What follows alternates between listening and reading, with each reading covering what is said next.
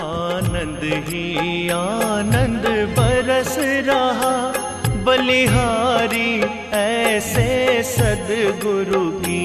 आनंद ही आनंद बरस रहा, बलिहारी ऐसे सद्गुरु की। बलिहारी ऐसे सद्गुरु की। बलिहारी ऐसे सद्गुरु की।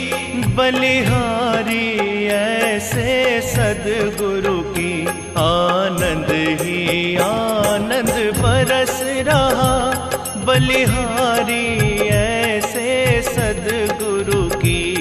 आनंद ही आनंद बरस रहा, बलिहारी ऐसे सद्गुरु की।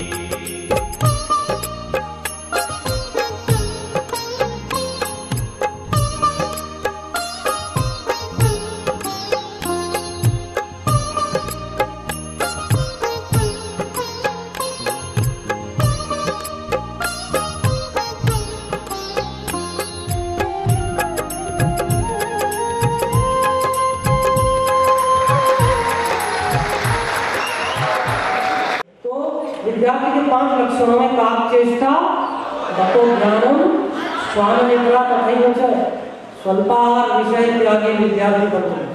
कम खाने वाला, बहुत खाने से, तला गला बहुत खाने से और बहुत भूखा होने से जो सेल्स होते हैं आपके, जिनमें मेमोरी स्टोर होती है, ये सेल्स वीक हो जाते हैं।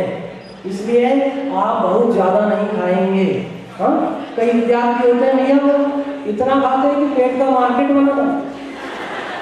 और आजकल तो क्या है, संडे के दिन चले घर में नहीं खाना तो बाहर जाकर के वो क्या क्या होता है, चाइनीज। नहीं आप बताइए। धन्यवाद धन्यवाद शांति। अच्छा, जीवा को कहाँ रखने का कहा था? Thank you. इसीलिए ना हमने आपको आपकी जुबान को पहले लॉक कर दिया है ना। तो जो जो खाने पीने का होता है वो सब खाते हैं, लेकिन ध्यान दीजिए आपके शरीर में एक छोटी सी जीवान होती है। मैं आपको बहुत अच्छी महत्व की बात बता रहा हूँ। देखिए, हम जिन वयोवृद्ध लोगों को आज देखते हैं जो इतनी दवाइयाँ उनको खाना पड़ रही हैं और इंजेक्शन खाना पड़ रहा है, भर्ती होना पड़ता है, बड़े बड़े ट्रीटमेंट लेना पड़ता है। अगर ये युवा अवस्था में इन्हें सत्संग मिला होता तो इनको कभी अस्पताल का मुँह नहीं होता। तो आप ध्यान दीजिए कि जुबान होती है, इस पर से सारा खाना अंदर जाता है। जुबान पे आप जीभी से अगर साफ करेंगे इसमें भी कुछ कचरा निकलता है, ओके, उसमें चिपक जाता है। ऐसे ही आपके शरीर में एक छोटी आंत होती है 24.5 फीट की, उसमें से पूरा खाना पसार होता है। फिर करीब 5.5 फीट की बड़ी आंत होती है, उसमें से पसार होता है। ये सब कुछ अंदर स्टमक आदि सब गंदा हो जाता है, क्योंकि आप अटरम शटरम तला गला बाहर का ये सब खाते हैं लोग पठान। इससे अंदर का पूरा सिस्टम खराब है। आयुर्वेद में एक पद्धति है जिससे ये सब साफ किया जाता है। आप जानते हैं कौन? पंचकर्म, पंचकर्म की विधि होती है। उससे तो शरीर का कायाकल्प हो जाता है। तो आप ऐसा तला गला आलतू फालतू नहीं खाएंगे। युवा अवस्था में आपको एक मिथ्या अभिमान है कि मेरी पाचन शक्ति बहुत तेज है और मैं कुछ भी खा सकता हूँ, लेकिन आप यही अपने शरीर को बीमारी का घर कर लेते हैं। तो स्वल्प आहार, विद्यार्थी कम खाने वाला होना चाहिए। और ध्यान दीजिए, विद्यार्थी जीवन में घर में 2 चीजें नहीं खाना, प्याज और लहसुन। बोलो श्री। और मांसाहार आदि तो छोड़ दीजिए, व्यसन तो बहुत दूर की बात, लेकिन 2 चीजें विद्यार्थी के जीवन में नहीं होना चाहिए। कौन सी? प्याज और लहसुन। क्यों नहीं होनी चाहिए समझिए। जो तामसी तत्व मांस में होते हैं वही तामसी तत्व प्याज और लहसुन में होते हैं। तो इससे क्या होता है, आपके चित्त में क्रोध का और विषयों का वो होता है, प्राबल्य बढ़ता है। तो उससे आपकी जो पढ़ाई है वो डिस्टर्ब होती है, आपका स्वभाव बिगड़ता है प्याज लहसुन खाने से। तो ये चीज़ें आप नहीं खाएंगे। एक कॉलेज में हम दोनों दे रहे थे, वहाँ पर हमने बताया कि टीचर ने क्वेश्चन किया बाद में कि गुरुजी आपने कहा प्याज लहसुन नहीं खाना, तो डॉक्टर तो कहता है कि लहसुन जो है वो हार्ट के लिए बहुत अच्छा होता है। तो हमने उनको जवाब दिया कि लहसुन दवाई है ना, दवाई है, तो क्या आंवला दवाई नहीं है? तो आप आंवला रोज घर में सब्जी में डालते हैं? नहीं डालते। तो ये लहसुन क्यों डालते? तो ये डेली थोड़ा सब्जी में, दवाई क्या रोज खाने की होती है? दवा है तो उसको आप जिस समय सर्दी हो उस समय सर्दी के सीजन में महीने में एक दिन, अगर 20 लोगों की फैमिली है, 20 मेंबर्स हैं फैमिली, तो केवल एक लहसुन की कली जो होती है काजू की, वो एक कली भी अगर डालेंगे तो 1 महीने तक वो काम करती है 20 मेंबर्स की। इसमें अब हालत ये है 4 मेंबर है और 20 कली रोज की खा रहे हैं, बोलो श्री राम। तो आपको उसका बैड इफेक्ट आपके शरीर में हो रहा है। और ऐसा ही प्याज का है, गर्मी के दिनों में ठीक है आप प्याज इतना सा 1 तोला प्याज भी 20 मेंबर की फैमिली तो महीने में एक दिन सफिशिएंट हो जाता है, लेकिन यहाँ तो 4 मेंबरों में 20 प्याज काटेगा, तो ये ठीक नहीं है। तो विद्यार्थी को आहार विहार के ऊपर ध्यान देना चाहिए। विषय त्यागी, दूसरे सब विषयों का त्याग, अपनी साधना में ध्यान। विद्यार्थी एक साधक की तरह होता है, एक योगी की तरह होता है, उसका ध्यान दूसरे विषय वस्तुओं में नहीं होना चाहिए। माना अभी का विषय वस्तु सबसे ज्यादा भटकाने वाला वो है फिल्म, और ये जो फिल्मी लोफर है, ये फिल्मी लोफर फिल्म बनाते हैं और 90% फिल्में ऐसी होती है जिसको देखने से सारे कुसंस्कार फ्री ऑफ चार्ज आपके माइंड में आ जाए। फ्री ऑफ चार्ज का आप तो चार्ज दे करके जाते हैं, हाँ मनोरंजन करने के लिए जाते हैं, लेकिन आप लोग ध्यान से सुन लीजिए, जो मनोरोगी होता है उसको मनोरंजन की जरूरत होती है, एंटरटेनमेंट की जरूरत उसको नहीं होती।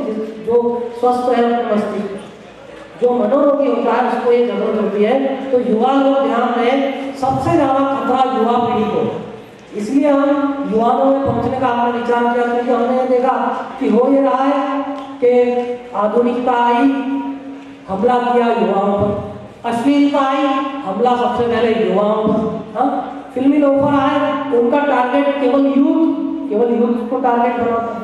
और दूसरी कोई भी मॉल की संस्कृति आ गई, मोबाइल आ गया, सबसे पहले बेचारे यूथ उसमें पकड़े जाते हैं, उस जाल में फंस जाते हैं, और फिर बाद में जाकर के उनको विचार होता है, और फिर ऐसे समय पे जागृति आती है जब कुछ करने से कुछ होने वाला है नहीं, हाँ अब क्या जागे ना सोए पैर फंसा, और फिर वो जो बात आती है कि जब चिड़िया चुग गई, जब समय चला गया, जब बुद्धि चली गई, शरीर की शक्ति क्षीण हो गई, अब आप जागृत हुए हैं। तो आपको बचना चाहिए।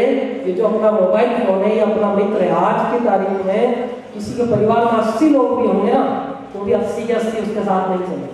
किसी के अगर 4 भाई बहन हैं, 4 भाई बहन साथ में नहीं होते, हमेशा केवल मोबाइल फोन साथ में, ठीक है।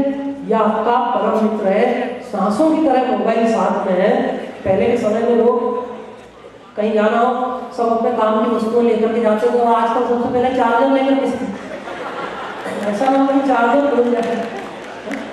कहीं जाते थे तो किसी का हालचाल पूछते थे, किसी के घर में गए हैं, भाई आपके घर में सब ठीक तो है, कुशल से तो है, तबियत सबकी अच्छी है। आजकल किसी के घर मेहमान जाए, सबसे पहले पूछे चार्जर है कि नहीं। मोबाइल ने इतना ज्यादा स्थान बना लिया है। हम स्वागत करते हैं विज्ञान का, विज्ञान होना चाहिए, विज्ञान की तरक्की होना चाहिए, हम मना नहीं करते, लेकिन हम श्री नारायण भक्तिपंथ ये कहता है कि विज्ञान का उपयोग विवेक से करना चाहिए। तो मोबाइल आप रखिए, लेकिन मोबाइल के वॉलपेपर में चित्र कौन सा लगाना है, इसका विवेक आपकी बुद्धि में है। बोलो सही बात।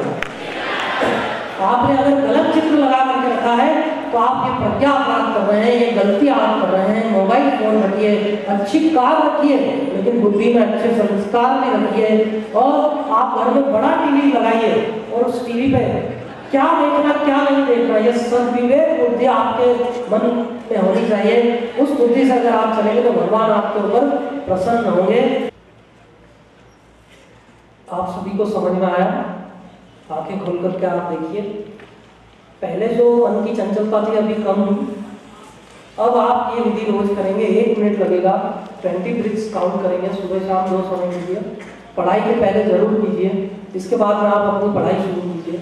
आपका मन पूरा उस विषय वस्तु पर होगा जो आपके सामने है, और जो बात 25 बार पढ़ने से याद नहीं होती, वो 5 बार पढ़ने से याद होगी। जिन लोगों को बहुत मेहनत करके अभी तक 70% आते थे, उन बच्चों को ये विधि अगर करेंगे तो 90% तक मार्क्स आएंगे, ऐसा हमारा आशीर्वाद भी है। और आपका भी परिश्रम आपको विफल देगा। तो ये 5 बातों के साथ में विषय त्यागी, विद्यार्थी पंच लक्षण, जीवन के सर्वांगीण विकास के लिए ये सूत्र बहुत उपयोगी है। केवल शिक्षा प्राप्ति तक ही सीमित नहीं होना चाहिए जीवन। शिक्षा तो क्या है, 20, 22, 24 वर्ष की आयु में सर्टिफिकेट हाथ में आ जाता है कि भाई इंजीनियर हो गए, डॉक्टर हो गए, MBA कर लिया, CA कर लिया, LLB कर लिया, लेकिन इससे आगे जीवन बहुत कुछ होता है, वो डिग्रियों से ही काम नहीं चलता। तो हम आपको आचार संहिता बता रहे हैं, यह आचार संहिता जीवन में कितनी उपयोगी है। देखिए 3 काम नहीं करने चाहिए। जो विद्यार्थी 3 काम करता है, 3 गलतियां करता है, सरस्वती उसकी बुद्धि छोड़कर चली जाती है। पहला काम आप लोग लिख सकते हैं, बहुत अच्छी छोटी बात है, बहुत काम में आएगा। पहली बात, बैठे हो जिस समय आप, तो पैर का तलवा नहीं पकड़ना चाहिए। बोलो श्रीनारायण। जो भाग पैर का भूमि पर रहता है चलते समय, उस हिस्से पर आपका हाथ नहीं लगना चाहिए। पैर को आगे पीछे करना है, आप यहाँ से तलवे के ऊपर से बिल्कुल यहाँ से पकड़ सकते हैं, लेकिन तलवों को, अंगूठे, उंगलियों को स्पर्श नहीं करना। यही हाथ सिर पे चला जाता है तो इससे सरस्वती बुद्धि छोड़कर चली जाती है। ठीक है, तो फिर बुद्धू हो जाता है आदमी, बुद्ध नहीं बन पाता। पहली बात, ये गलती नहीं करना। दूसरी बात, उल्टे हाथ से पानी नहीं पीना। जीवन भर के लिए ध्यान दीजिए, यह हमारे भारतीय जीवन दर्शन के सूत्र हैं, जीवन के सर्वांगीण विकास के सूत्र हैं। उल्टे हाथ से पानी पीने वाला कभी उसको सभा में विजय प्राप्त नहीं होती। बोलो श्री नारायण। और ऐसा नहीं है कि आपको स्कूल कॉलेज में ही कहीं सभा में काम पड़ता है, तो जीवन के अंतिम सांस तक हर मनुष्य को कहीं सामाजिक सभा में जाना पड़ता है, कहीं कहीं जाना पड़ता है, तो उल्टे हाथ से पानी नहीं पीना। तीसरी बात, बार बार मुंह जूठा नहीं करना। बार बार मुंह जूठा नहीं करना। दिन में केवल आप खाद्य पदार्थ 3 बार खा सकते हैं। इसका हमारा नीति दर्शन कहता है कि जो आचार संहिता बताइए, 3 बार मुंह जूठा कीजिए, पानी का पीना छोड़कर। कहीं ऐसा ना आप गर्मी में प्यासे बैठे रहे, बोले भाई गुरुजी ने कहा था 3 बार से ज्यादा मुंह जूठा है। गैर समझ मत कीजिएगा, आप सभी को समझ में आ रहा है? हम जो बोल रहे हैं, हमारी भाषा, हमारा भाव, वो सब ठीक से समझ में आ रहा है? ज्यादा जल्दी तो नहीं आप लोगों को? कुछ एक आध बात और बता दें आपको। हाँ, वैसे अच्छा हुआ बीच में इंटरवल इसलिए दिया था क्योंकि वो एक हमारा मनोवैज्ञानिक तरीका होता है। उससे क्या होता है कि छटनी हो जाती है, समझ गए? उस इंटरवल में जिनका मन नहीं लग रहा है वो उठ करके चले जाते हो, जिनको वास्तव में चाहिए केवल वो बचते हो, डिस्टर्बेंस कम हो जाता है, फिर हम कुछ खास बातों को बाद में निकालते हैं। बोलो श्री। तो 3 बातें कौन सी? पहली बात, पैर का तलवा स्पर्श। दूसरी बात, तीसरी बात, ठीक है। अब सुन लीजिए, चलते समय स्वभाव की सुंदरता जिन आचरणों से झलकती है और जिन अच्छे आचरणों से स्वभाव सुंदर बनता है, लोगों के लिए लोकप्रियता बढ़ती है, परिवार में, समाज में, अपने सर्कल में। हाँ, वो हम बातें आपको बता रहे हैं। पहली बात, चलते समय चपड़ा चपड़ा चपड़ा चप्पल जूता नहीं बजाना, ये मूर्ख की निशानी है। पहले के समय में गुरु दीक्षा देने से पहले परीक्षा लेते हैं। गुरुओं के पास अगर गुरु जी हमें दीक्षा दीजिए, नहीं, पहले परीक्षा लेंगे, जरा चल के बताओ, या थोड़े दिन कहते थे 7 दिन जरा रुको, तो उसको देखते थे, उसका आचरण देखते थे। तो इन बातों से पता चल जाता है कि आदमी किस विचारधारा में है। तो चलते समय चपड़ा चपड़ा चपड़ा, चलते समय चप्पल की आवाज, ठीक है। दूसरी बात, खाते समय चबा चबा चबा। ये जो है, ये भी ना समझ आदमी की निशानी है। ऐसा आदमी दुराग्रही होता है, माना वो जितना जानता है उसी को संपूर्ण हो गया ऐसा मान लेता है। नई बातें माना अपने सॉफ्टवेयर को अपडेट नहीं करता, नया एप्लीकेशन इंस्टॉल नहीं होने देता माइंड में। ठीक है, आपकी भाषा में समझ। तीसरी बात, कोई भी काम करते समय वस्तुओं की आवाज नहीं होनी चाहिए। दरवाजा खोलते समय फड़ान फड़ान, ये लड़ाकू आदमी की पहचान है। बोलो सही। ठीक है, तो ये व्यवहार ज्ञान की बातें हैं। ये हमारा भारतीय जीवन दर्शन के बड़े सूक्ष्म सूत्र हैं, ये हमने आपको बताया है। ठीक है, बैठते समय कमर सीधी रख करके बैठना कभी, सोते समय सिर सोते समय दक्षिण दिशा में या पूर्व दिशा की तरफ से होना चाहिए। ये बात ध्यान रखिए, ये बहुत महत्व की बात है। पूर्व की तरफ कभी पैर रख करके नहीं सोना चाहिए और दक्षिण दिशा में पैर रख करके नहीं सोना चाहिए। तो ये सभी बातें आपको समझ में आ गई, ये छोटी छोटी सब बातें आप लिख लीजिएगा और वो आपको बताया था। इसके साथ में एक युवा पढ़ाई करे, अच्छी शिक्षा प्राप्त करने का लक्ष्य रखे, लेकिन जीवन में ध्यान दीजिए, इस संसार में तुमने अच्छी पढ़ाई कर ली, अच्छी डिग्री प्राप्त कर ली, अच्छा जॉब मिल गया, इन सबसे जीवन बड़ा बन जाएगा। लेकिन जीवन को बड़ा तो बनाओ, लेकिन भारतीय जीवन दर्शन ये कहता है जीवन को बड़ा बनाने के साथ साथ जीवन को महान बनाने का भी चिंतन हर युवान को करना चाहिए। ये दोनों अलग अलग बातें हैं, एक होता है जीवन का बड़ा बनना, दूसरा होता है जीवन का महान। देखिए, जो बहुत धन संपत्ति कमाते हैं, बड़े बड़े औद्योगिक संयंत्र लगा देते हैं, बड़ी सत्ताएं प्राप्त करते हैं, वो बड़े लोग हैं, लेकिन जो उस ईश्वर से तादात्म्य कर लेते हैं वो महान होते हैं। मैं आपके सामने दो पर्सनालिटी को रखता हूँ, चलिए हम मेवाड़ में बैठे हैं, हम गौरव ले सकते हैं ये महाराणा प्रताप की और मीराबाई की धरती है। तो मैं आपके सामने दो पर्सनालिटी रखता हूँ, बताइए कौन बड़ा है कौन महान है, या दो में से महान कौन है ये बताइए। एक आपके राजस्थान के सीएम और दूसरी मीराबाई, बताइए हु इज ग्रेट? मीराबाई बड़ी है, ठीक है। महानता की जहां भी बात आई तो मीराबाई क्या एमएलए है क्या, या एमपी है, या सीएम है, पीएम है, कुछ नहीं, but why she is great? वो इसलिए ग्रेट है क्योंकि उसने भगवान की भक्ति में मन लगाया। जीवन में एक समय के बाद में आपको ये सब जो आज आपके चित्त में सारा कुछ चल रहा है, पढ़ाई शिक्षा आदि, ये सब किसी काम नहीं आएगा।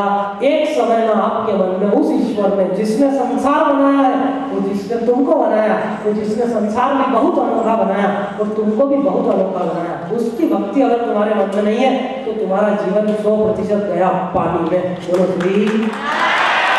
आपको बता दें बहुत अच्छी बात, अब इस संवाद में मुझे थोड़ा रस आ रहा है आप लोगों के साथ बात करने में। मैं आपको बहुत अच्छी बात बताता हूँ। यमुना के तट पे एक नाविक नाव लेकर के बैठा, दो चार पढ़े लिखे आदमी चले गए। उन्होंने उस नाविक से कहा भाई उस पार जाना है, कितने पैसे लगे? उसने 10 रुपए। बोला भाई ठीक है चलो। दोनों तीनों उसके अंदर बैठ गए। एक ने नाविक को पूछा, अरे तू पढ़ा लिखा है, कुछ पढ़ाई किया? बोले नहीं मैंने कोई पढ़ाई नहीं, बाप दादा नाव चला रहा है, मैं भी नाव चला। अरे तेरी जिंदगी 25% गई पानी में। उसने कहा ठीक है गई होगी, अपना तो काम धंधा ही है। थोड़ी आगे नाव चली, दूसरे ने पूछा भाई तू कंप्यूटर जानता है? उसने कहा काहे का कंप्यूटर, ये चप्पू चलाता हूँ खाली, नाव का चप्पू चलाना जानता हूँ, काहे का कंप्यूटर, मैंने तो कभी कंप्यूटर नहीं जाना। दूसरे ने कहा तेरी 50% गई पानी में। तीसरा था, उसने पूछा तू जानता है आजकल ये हो रहा है वो हो रहा है, दुनिया भर की बातें करने लगा, ये जानता है? बोले नहीं जानता। बोले तेरी 75% जिंदगी गई पानी में। उसने कहा भाई तुम दोनों चुपचाप तीनों बैठ जाओ शांति से, किनारा आने वाला है, अभी तो मझधार में नाव आई है। हाँ और ठीक है जो होगा, आप पढ़े लिखे सही, मैं मेरा काम करता हूँ। चलो तीनों ने बड़ा अभिमान किया कि भाई तेरी 75% जिंदगी पानी में गई। अब हुआ ये कि मझधार में नाव पहुंची और तूफान शुरू हो गया, नाव ऐसे ऐसे डोलने लगी। तो उस नाविक ने कहा भैया ये चप्पू तो मैंने फेंका, अब मैं तो कूद करके जा रहा हूँ, तुम तीनों को तैरना आता है? बोले नहीं आता।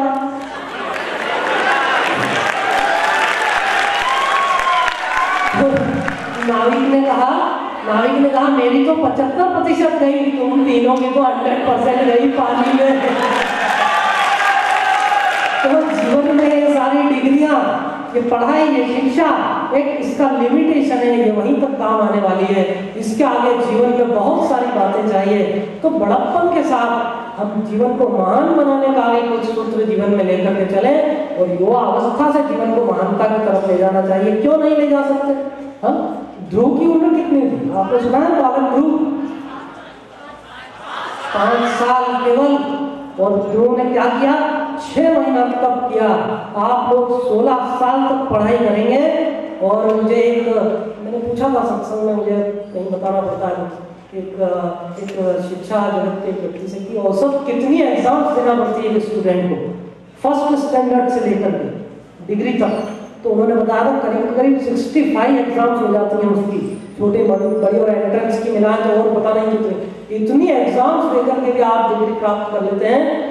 और वो डिग्री तो कई लोग प्राप्त कर लेते हैं। एक एक राज्य से हर साल, महाराष्ट्र से पिछले साल 4.5 लाख इंजीनियर निकले हैं, बोलो सही बात, 2.5 लाख डॉक्टर, वकील कितने, MBA कितने, CA कितने, सोचिए आप।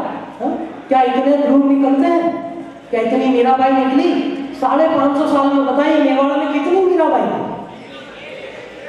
तो इसलिए मीराबाई ग्रेट है। तो हम थोड़ा महानता का भी विचार करें जीवन में, तो महानता तब होगी जब हम ईश्वर से तादात्म्य करेंगे। और क्यों नहीं करेंगे हम ईश्वर से तादात्म्य? आपको और हमको भगवान ने बनाया है, और कैसा बनाया है सुन लीजिए। माँ के गर्भ में आपको हमको उसने कैसा बनाया? 3 अंधेरों के अंदर, बिना उजाले के, बिना औजार के ये मूर्ति उसने गढ़ी। वो भी ऐसी वैसी नहीं, आपकी हमारी आंख में, जो आंख हम आपको देख रहे हैं, आप हमको देख रहे हैं, इस एक आंख के अंदर कितने सेल्स होते हैं आप जानते हैं? 26 करोड़ सेल्स एक आंख के अंदर होते हैं, 12 लाख फाइबर्स होते हैं, तब ये हमारी एक आंख दुनिया के रंग देख पाती है। किसने बनाया? पॉलिटिशियंस ने बनाया क्या? साइंटिस्टों ने बनाया क्या? माँ बाप ने बनाया क्या? माँ बाप से पूछिए कि फिर वो क्या 9 महीने तक क्या दोनों के दोनों बैठे थे क्या? आंखों में सेंस लगा रहे हैं? नहीं, उनको तो परमात्मा ने ये सौभाग्य दिया कि ठीक है तुम इसके माँ बाप कहलाओ, इसको पैदा करने वाले तुम कहलाओ, लेकिन इस नर को रचने वाला नारायण है, और इस नर को उस नारायण को ही प्राप्त करें। आपके हमारे कानों में, एक एक कान में करोड़ों करोड़ों सेल्स, और आपकी हमारी एक एक नाक में करोड़ों सेल्स, और जीवन पर स्वाद का अनुभव